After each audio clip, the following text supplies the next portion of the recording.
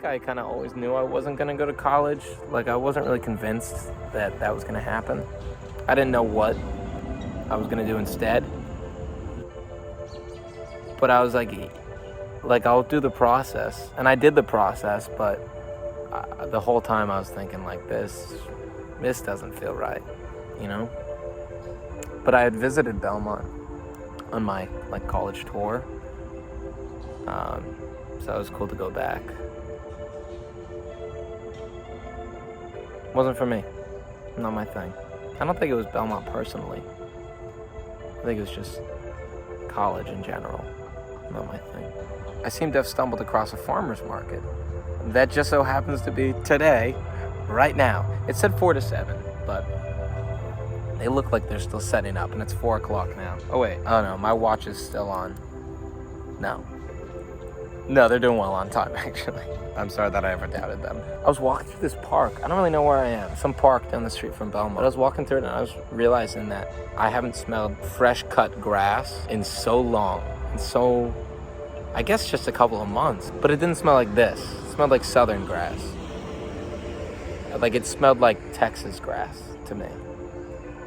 If that makes any sense. I don't know if that's a real thing, but it sure smelled like it. The way that things had gone for me is I was in Texas. I grew up in Texas. And I spent 11 years there. Just because that's where I was, you know? It took me 11 years to, like, make those friendships and do all that.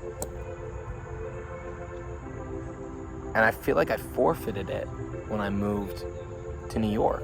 I've been thinking on this whole tour, as I'm seeing all these places that are more familiar to me than New York is it going to take me another 11 years to build the same sort of relationships? And I think even that is being optimistic. I don't think you get the same relationships as you did growing up. Like, no one's going to know me like my friends knew me when I was 15.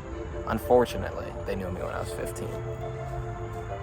But somehow we're all still friends, and it's like, I don't know, no one is ever going to get you as much as they get you. I don't have to be in New York.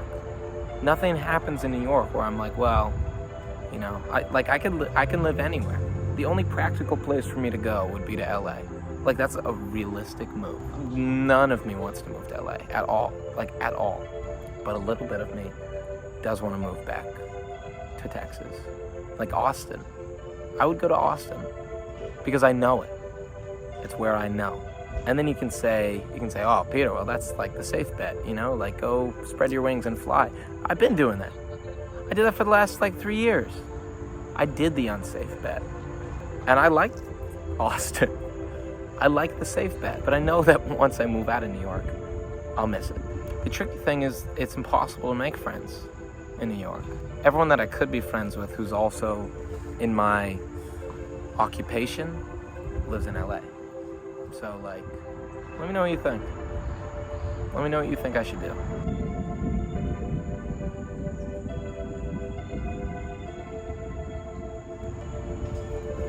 Like, is there any reason to not live where your friends live? Like, they're still my friends, that's the thing. And they all live in Austin. And I'm like, why am I here? Why am I not in Austin? If everyone else lives in Austin, if everyone's jumping off a bridge, I'm going to join them. I'm there. Really finding myself uninterested in a lot of the things that I was interested in previously. And it's not really sad. It's nice. Not even melancholy. It's more positive than that. If you really take a step back, I'm very content. I'm just realizing now that I was content about a million pieces of junk ago. We should probably be heading to the farmer's market soon, huh? They'll be expecting us. A lot to think about. For both of us. A lot to think about.